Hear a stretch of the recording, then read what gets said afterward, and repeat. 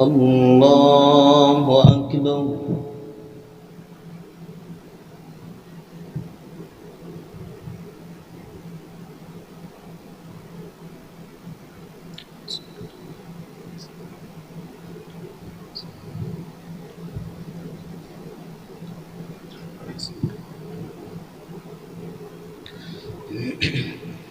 الحمد لله رب العالمين الرحمن الرحيم مالك يوم الدين إياك نعبد وإياك نستعين اهدنا الصراط المستقيم صراط الذين أنعمت عليهم غير المغضوب عليهم ولا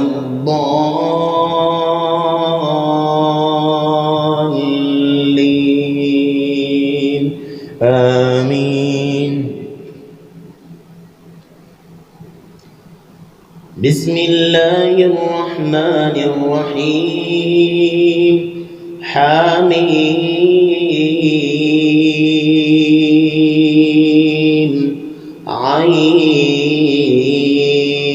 عين سين قاف كذلك يوحي إليك وإلى الذين من قبلك الله العزيز الحكيم له ما في السماوات وما في الأرض وهو العلي العظيم تكاد السماوات يتفطرن من فوقهن والملائكة يسبحون بحمد ربهم ويستغفرون لمن في الأرض ألا إن الله هو الغفور الرحيم والذين اتخذوا من دونه أولياء الله حفيظ عليهم وما أنت عليهم بوكيل وكذلك أوحينا إليك قرآنا عربيا لتنذر أم القرى ومن حولها وتنذر يوم الجمع لا ريب فيه فريق في الجنة وفريق في السعير ولو شاء الله لجعلهم أمة واحدة ولكن يدخل من يشاء في رحمته والظالمون ما لهم من ولي ولا نصير أم اتخذوا من دونه أولياء فالله هو الولي وهو يحيي الموتى وهو على كل شيء قدير وما اختلفتم فيه من شيء فحكمه إلى الله ذلكم الله ربي عليه توكلت وإليه أنيب فاطر السماوات والأرض جعل لكم من أنفسكم أزواجا ومن الأنعام أزواجا يذرأكم فيه ليس كمثله شيء وهو السميع البصير له مقاليد السماوات والأرض يبسط الرزق لمن يشاء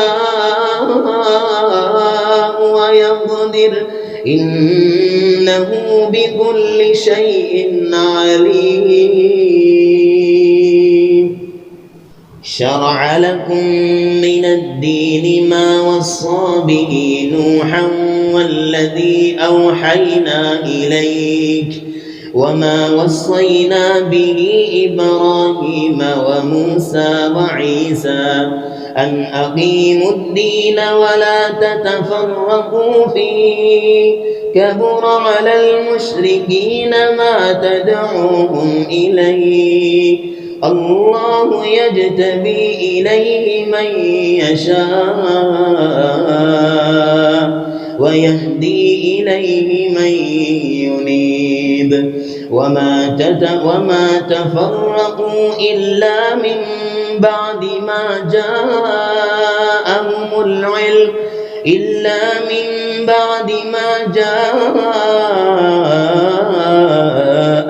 العلم بغيا بينهم ولولا كلمة سبقت من ربك إلى أجل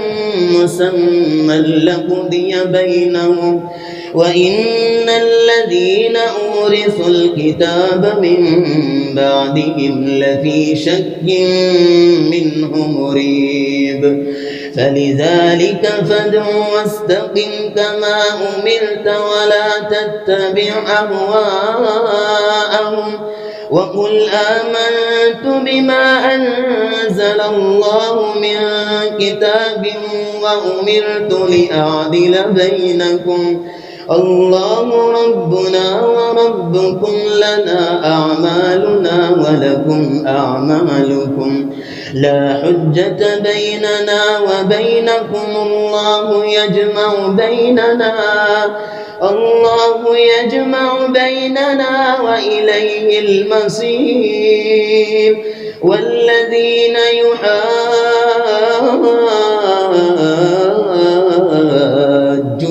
في الله من بعد ما استجيب له حجتهم داحضة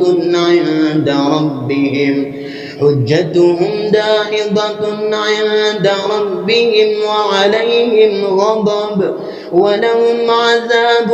شديد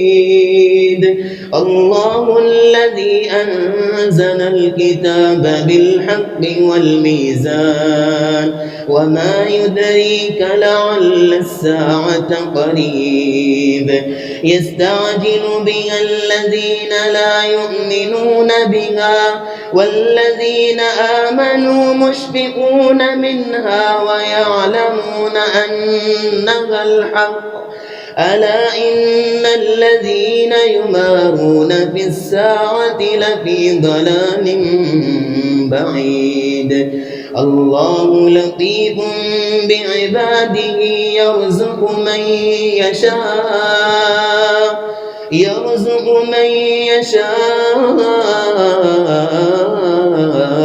وهو القوي العزيز من كان يريد حرث الآخرة نزد له في حرثه ومن كان يريد حرث الدنيا نؤته منها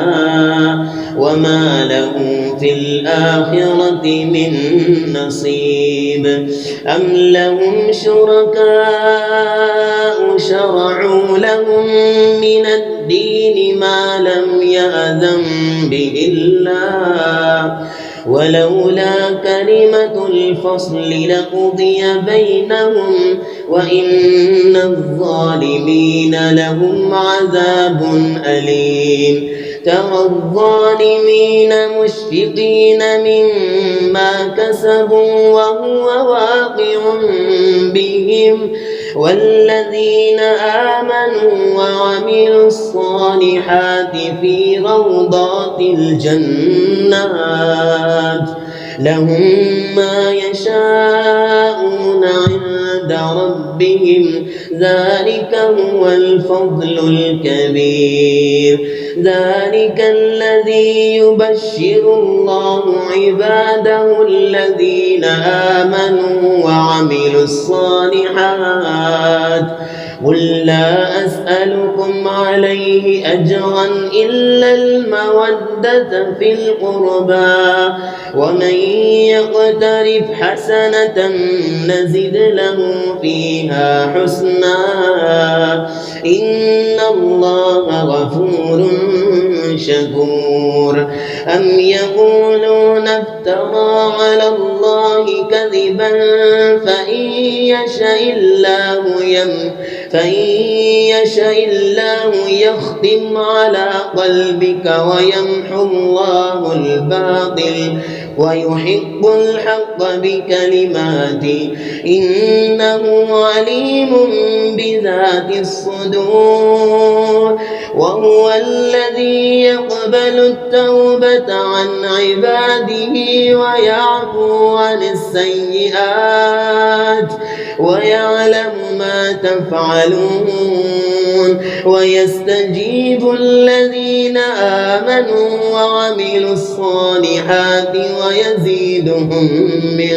فضله والكافرون لهم عذاب شديد ولو بسط الله الرزق لعباده لبغوا في الأرض ولكن ينزل بقدر ما يشاء إنه بعباده خبير بصير وهو الذي ينزل الغيث من بعد ما قنطوا وينشر رحمته وهو الولي الحميد ومن آياته خلق السماوات والأرض وما بث فيهما من دابة وهو على جمعهم إذا يشاء قدير وما أصابكم من مصيبة فبما كسبت أيديكم ويعفو عن كثير وما أنتم بمعجزين في الأرض ولا في السماء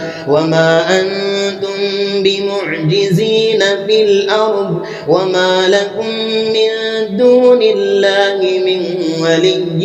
ولا نصير ومن آياته الجوار في البحر كالأعلام إن يشأ يسكن الريح فيظللن رواكد على ظهره إن في ذلك لآيات لكل صبار شكور أو يوبقهن بما كسبوا ويعفو عن كثير ويعلم الذين يجادلون في آياتنا ما لهم من محيص فما أوتيتم من شيء فمتاع الحياة الدنيا وما عند الله خير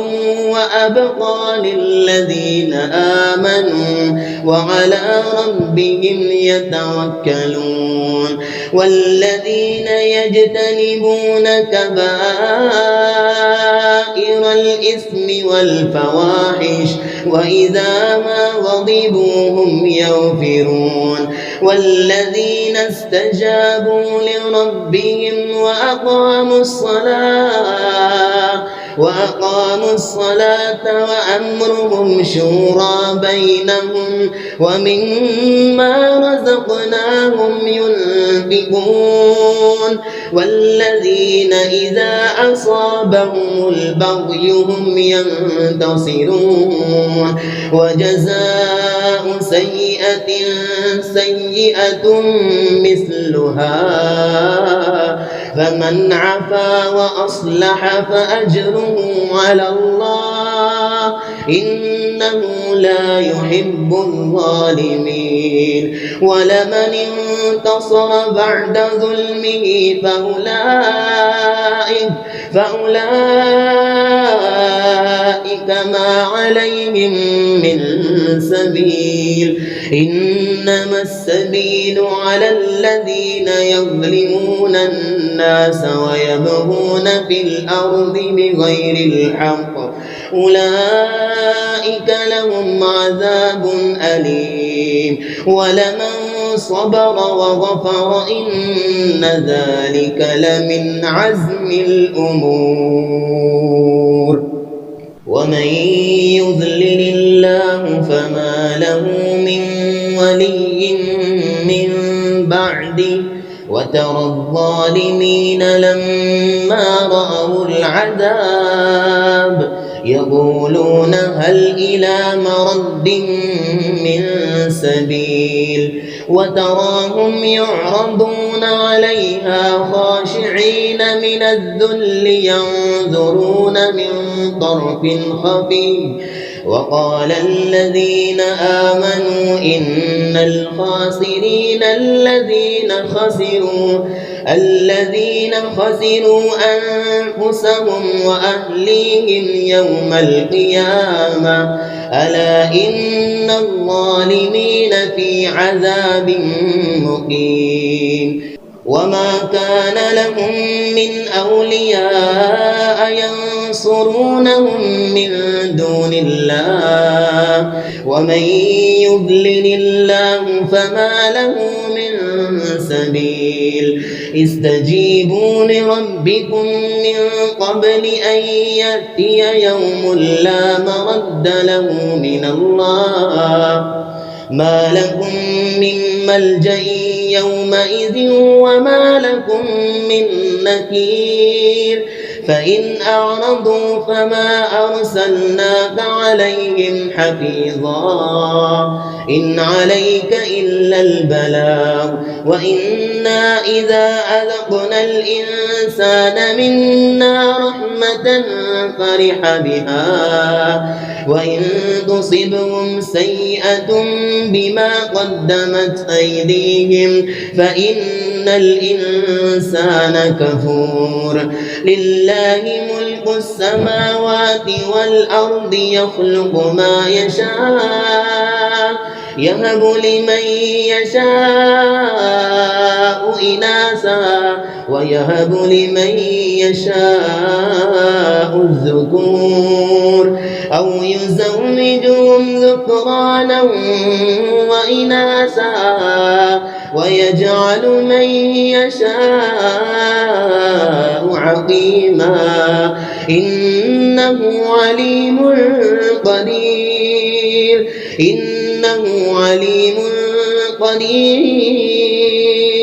وما كان لبشر أن يكلمه الله إلا وحيا أو من وراء سبيل أو من وراء حجاب أو يرسل رسولا فيوحي بإذنه ما يشاء إنه علي حكيم. وكذلك أوحينا إليك روحا من أمرنا ما كنت تدري ما الكتاب ولا الإيمان ولكن جعلناه نورا نهدي به من نشاء من عبادنا وإنك لتهدي إلى صراط مستقيم صراط الله الذي له ما في السماوات وما في الأرض ألا إلى الله تصير الأمور. بسم الله الرحمن الرحيم. حميم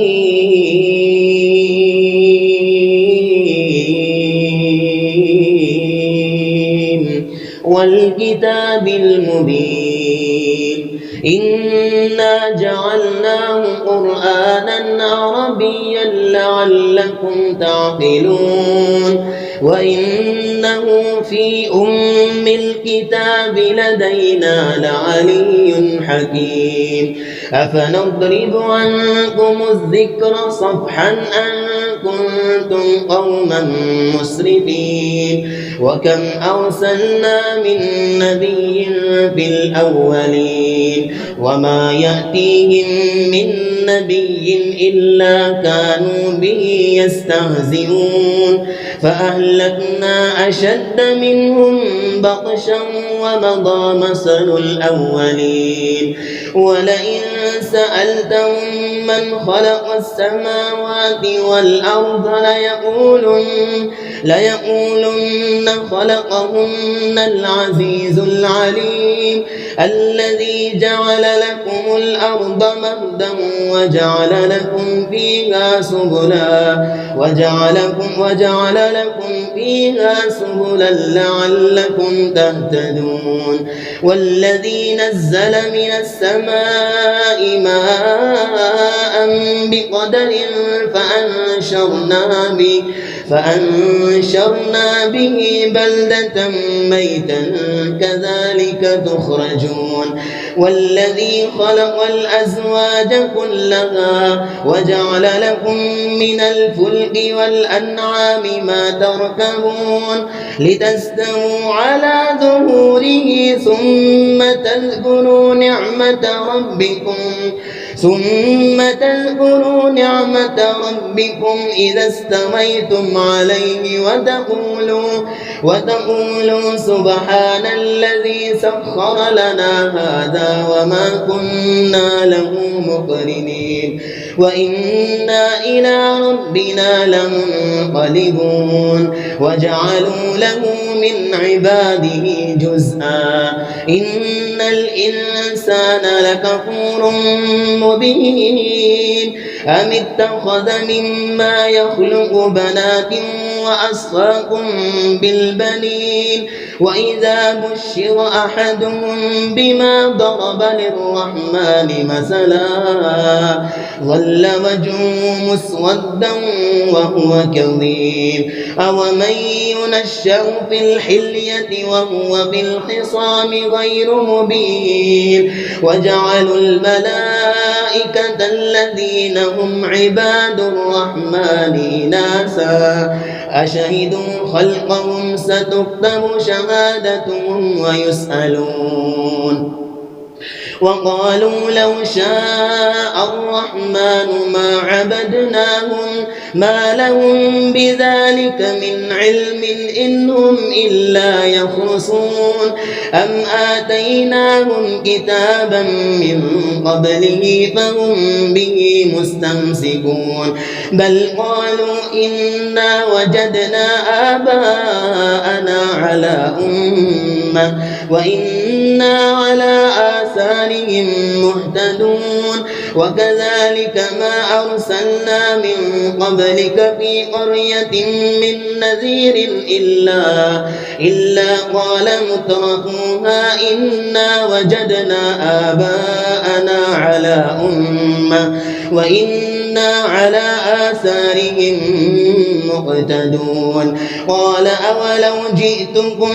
بأهدى مما وجدتم عليه آباءكم قالوا إنا بما أرسلتم به كافرون فانتقمنا منهم فانظر كيف كان عاقبة المكذبين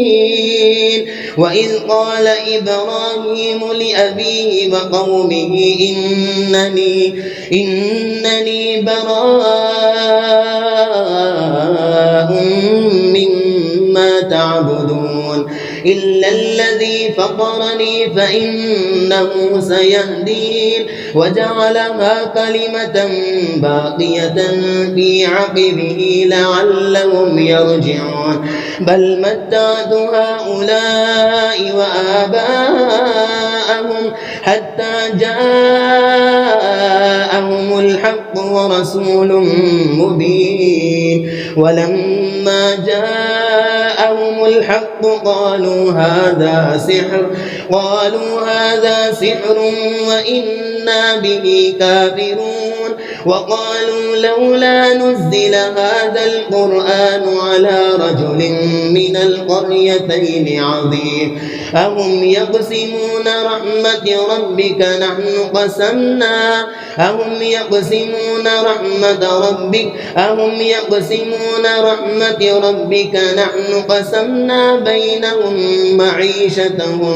بينهم معيشتهم في الحياة الدنيا ورفعنا بعضهم فوق بعض درجات ليتخذ بعضهم بعضا سخريا ورحمة ربك خير مما يجمعون ولولا أن يكون الناس أمة واحدة لجعلنا لمن يكفر بالرحمن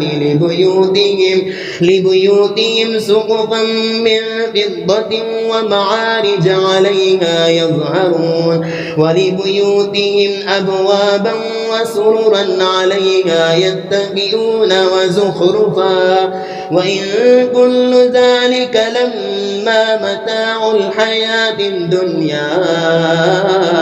والآخرة عند ربك للمتقين ومن يعش عن ذكر الرحمن نقيض له شيطانا فهو له قرين وإنهم ليصدونهم عن السبيل ويحسبون أنهم مهتدون حتى إذا جاءنا قال يا ليت بيني وبينك بعد المشرقين فبئس القرين ولن ينفعكم اليوم إذ ظلمتم أنكم في العذاب مشتركون أفأنت تسمع الصم أو تهدي العمي ومن كان في ضلال مبين فإما نذهبن بك فإنا منهم منتقمون أو نرينك الذي وعدناهم فإنا عليهم مقتدرون فاستمسك بالذي أوحي إليك إنك على صراط مستقيم وإنه لذكر لك ولقومك وسوف تسألون واسأل من أرسلنا من قبلك من رسلنا أجعلنا من دون الرحمن آلهة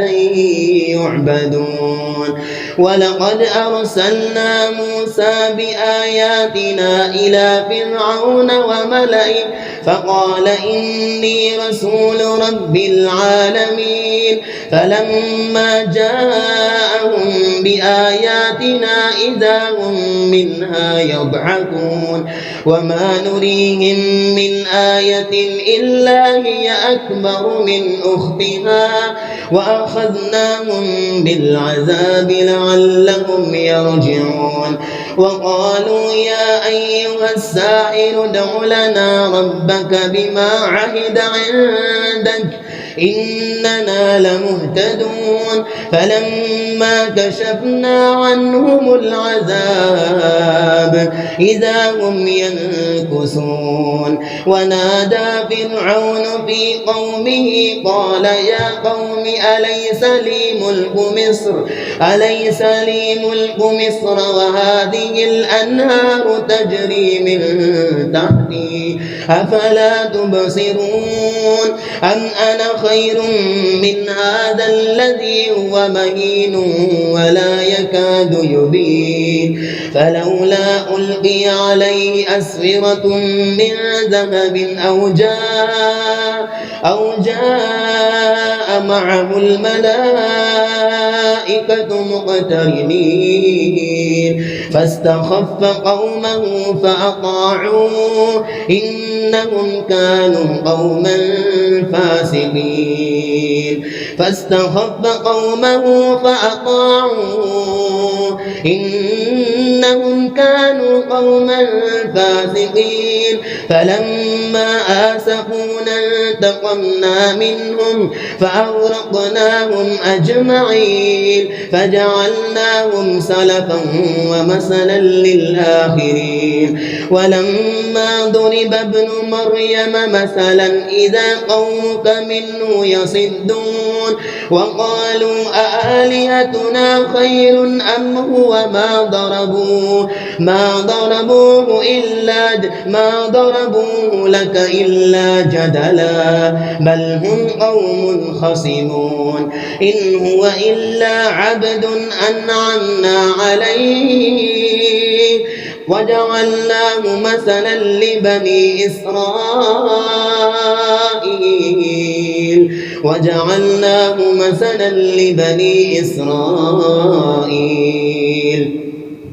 وجعلناه مثلا لبني إسرائيل ولو نشاء لجعلنا منكم ملائكة في الأرض يخلفون وإنه لعلم للساعة فلا تمترن بها واتبعون هذا صراط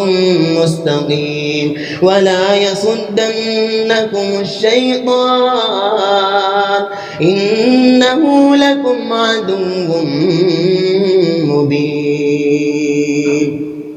ولما جاء عيسى بالبينات قال قد جئتكم بالحكمة ولأبين لكم بعض الذي تختلفون فيه فاتقوا الله وأطيعون إن الله هو ربي وربكم فاعبدوه هذا صراط مستقيم فاختلف الأحزاب من بينهم فويل للذين ظلموا من عذاب يوم أليم هل ينظرون إلا الساعة أن تأتيهم بغتة وهم لا يشعرون الأخلاء يومئذ بعضهم لبعض عدو إلا المتقين يا عباد لا خوف عليكم اليوم ولا أنتم تحزنون الذين آمنوا بآياتنا وكانوا مسلمين ادخلوا الجنة أنتم وأزواجكم تحبرون يطاف عليهم بصحاف من ذهب وأكواب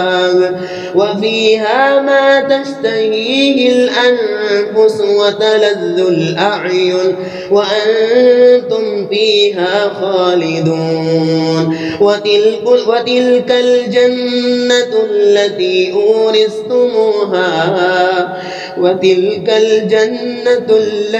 أورثتموها بما كنتم تعملون لكم فيها فاكهة كثيرة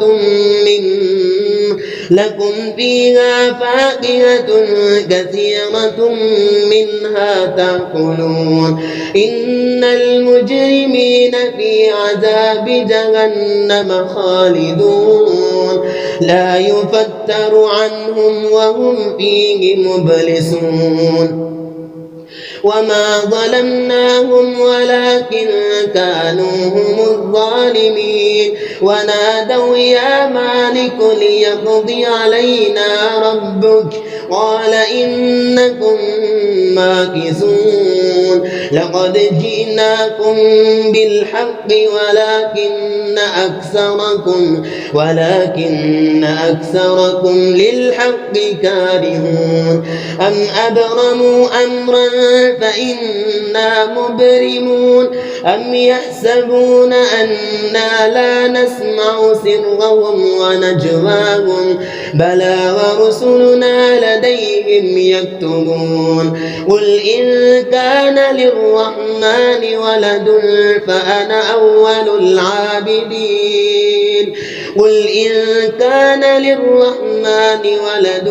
فأنا أول العابدين سبحان رب السماوات والأرض رب العرش عما يصفون فذرهم يخوضوا ويلعبوا حتى يلاقوا يومهم الذي يوعدون يومهم الذي يوعدون وهو الذي في السماء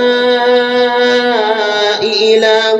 وفي الأرض إله وهو الحكيم العليم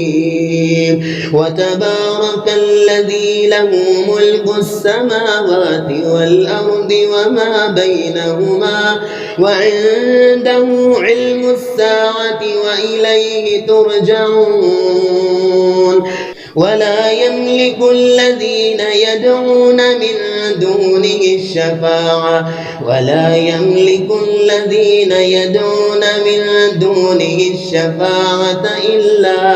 إلا من شهد بالحق وهم يعلمون ولئن سألتهم من خلقهم ليقولن الله فأنى يؤفكون وقيله يا رب إن هؤلاء قوم لا يؤمنون فاصفح عنهم وقل سلام فسوف يعلمون بسم الله الرحمن الرحيم حميم والكتاب المبين إنا أنزلناه في ليلة مباركة إنا كنا منذرين فيها يفرق كل أمر حكيم أمرا من عندنا إنا كنا مرسلين رحمة من ربك إنه هو السميع العليم رب السماوات والأرض وما بينهما إن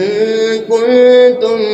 موقنين لا إله إلا هو يحيي ويميت ربكم ورب آبائكم الأولين بل هم في شك يلعبون فارتقب يوم تأتي السماء بدخان مبين يغشى الناس هذا عذاب أليم ربنا اكشف عنا العذاب إنا مؤمنون أنى لهم الذكرى وقد جاءهم رسول مبين ثم تولوا عنه وقالوا معلم مجنون إنا كاشف العذاب قليلا إنكم عائدون يوم نبطش البطشة الكبرى إنا منتقمون ولقد فتنا قبلهم قوم فرعون وجاءهم رسول كريم أن أدوا إلي عباد الله إني لكم رسول أمين وأن لا تعلوا على الله إني آتيكم بسلطان مبين وإني عذت بربي وربكم أن ترجمون وإن لم تؤمنوا لي فاعتزلون فدعا ربه أن هؤلاء قوم مجرمون فأسر بعبادي ليلا إنكم متبعون واترك البحر رهوا إنهم جند مغرقون كم تركوا من جنات وعيون وزروع ومقام كريم ونعمة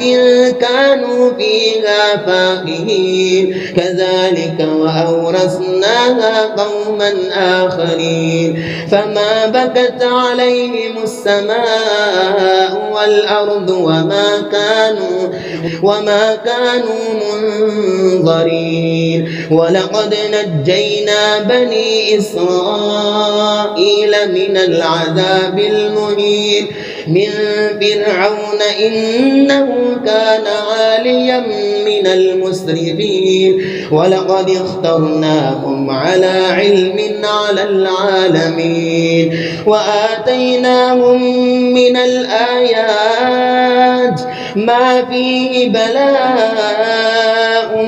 مبين إن هؤلاء ليقولون إن هي إلا موتتنا الأولى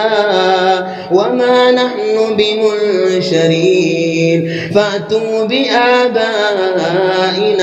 إن كنتم صادقين أهم خير أم قوم تبع والذين من قبلهم أهلكناهم إنهم كانوا مجرمين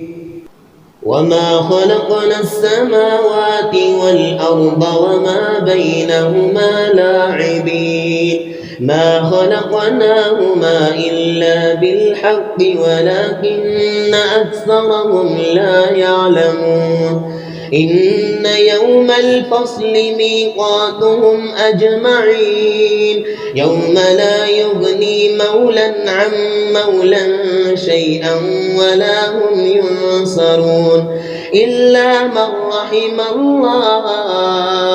إنه هو العزيز الرحيم إن شجرة الزقوم طعام الأثيم كالمهل يغلي في البطون كغلي الحميم خذوه فاعدلوه إلى سواء الجحيم ثم صبوا فوق رأسه من عذاب الحميم ذق إنك أنت العزيز الكريم إن هذا ما كنتم به تمترون إن المتقين في مقام أمين في جنات وعيون يلبسون من سندس وإستبرق متقابلين كذلك وزوجناهم بحور عين يدعون فيها بكل فاكهة آمنين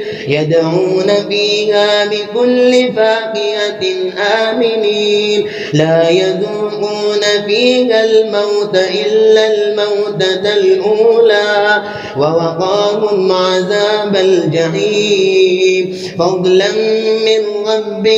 فضلا من ربك ذلك هو الفوز العظيم فإنما يسرناه بلسانك لعلهم يتذكرون فارتقب إنهم مرتقبون بسم الله الرحمن الرحيم حميم تنزيل الكتاب من الله العزيز الحكيم إن في السماوات والأرض لآيات للمؤمنين وفي خلقكم وما يبث من دابة آيات لقوم يوقنون واختلاف الليل والنهار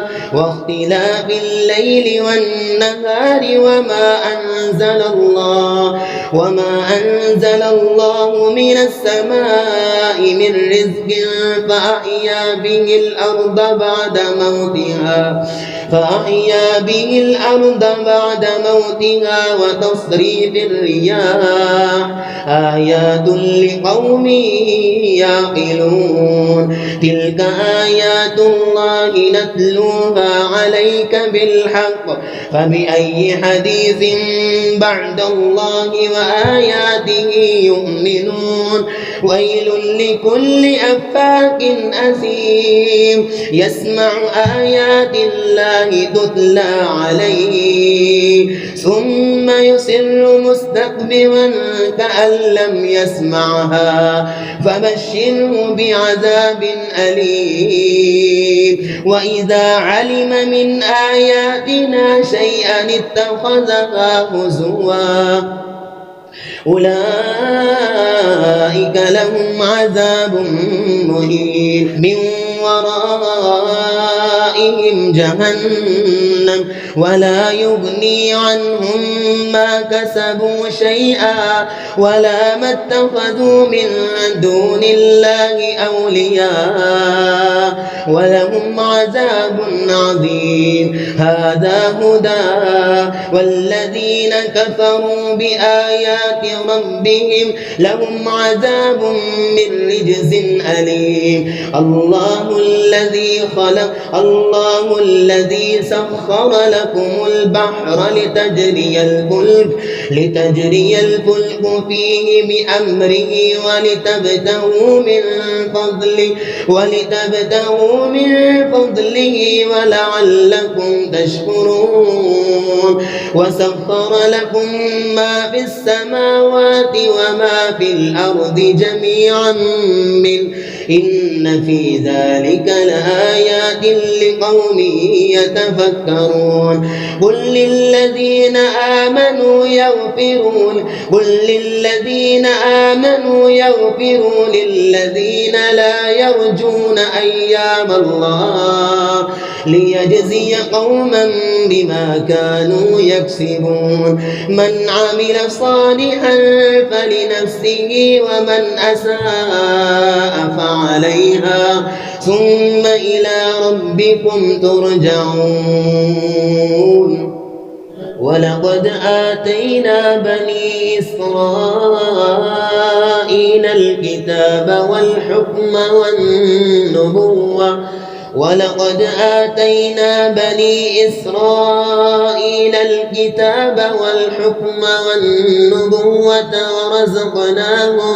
ورزقناهم من الطيبات وفضلناهم على العالمين وآتيناهم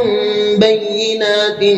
من الأمر فما اختلفوا إلا من بعد ما جاءهم العلم بغيا بينهم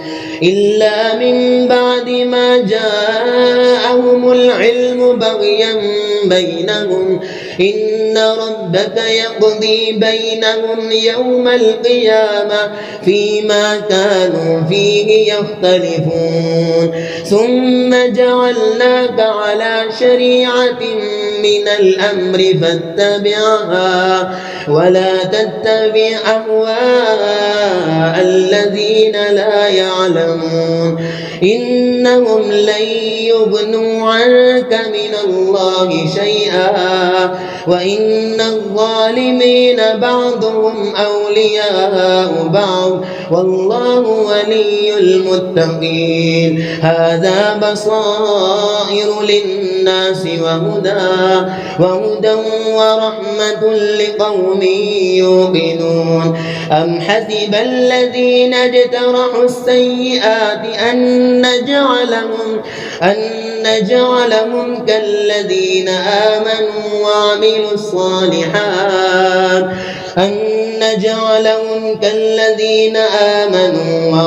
الصالحات سواء محياهم ومماتهم ساء ما يحكمون وخلق الله السماوات والأرض بالحق ولتجزى كل نفس بما كسبت وهم لا يظلمون أفرأيت من اتخذ إلهه هواه وأضله الله على علم وختم على سمعه وقلبه وجعل على بصره غشاوة فمن يهديه من بعد الله أفلا تذكرون وقالوا ما هي إلا حياتنا الدنيا نموت ونحيا وما يهلكنا إلا الدهر وما لهم بذلك من علم إن هم إلا يظنون وإذا تتلى عليهم آياتنا بينات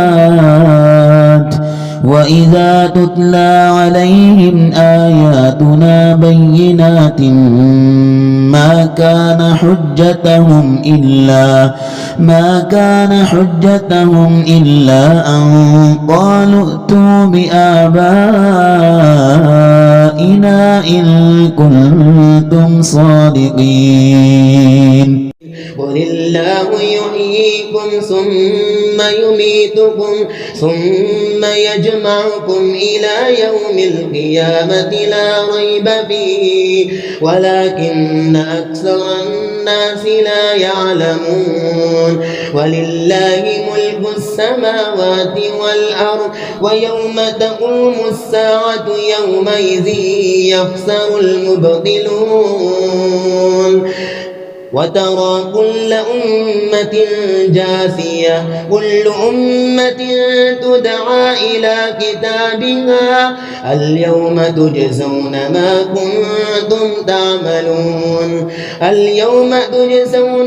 كنتم تعملون هذا كتابنا ينطق عليكم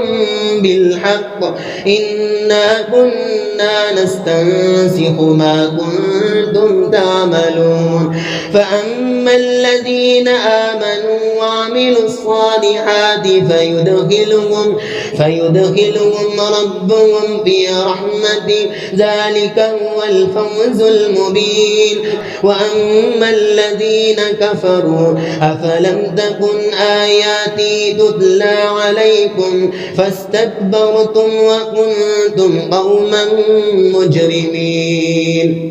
وإذا قيل إن وعد الله حق والساعة لا ريب فيها قلتم ما ندري ما الساعة إن نظن إلا ظنا وما نحن بمستيقنين وبدا لهم سيئات ما عملوا وحاق بهم ما كانوا به يستهزئون وقيل اليوم ننساكم كما نسيتم لقاء يومكم هذا ومأواكم النار وما لكم من ناصرين ذلكم بأنكم اتخذتم آيات الله هزوا وغرتكم الحياة الدنيا فاليوم لا يخرجون منها ولا هم يستعتبون فلله الحمد رب السماوات ورب الأرض رب العالمين وله الكبرياء في السماوات والأرض وهو العزيز الحكيم